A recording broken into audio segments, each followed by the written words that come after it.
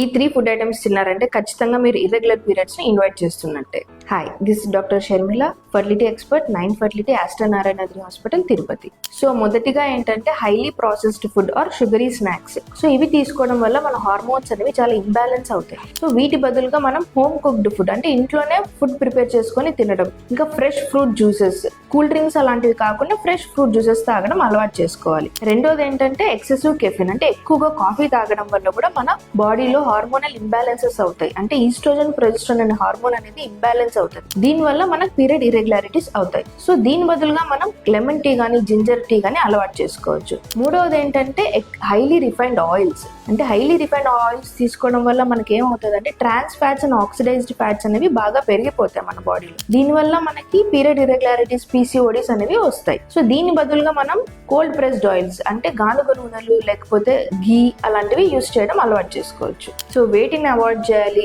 దీని బదులు ఏది ఆల్టర్నేట్ గా తీసుకోవాలి అనేది తెలుసుకున్నారు కాబట్టి, అండ్ ఇలాంటి మరిన్ని ఇన్ఫర్మేటివ్ వీడియోస్ కోసం మన పేజ్ ని ఫాలో చేయండి.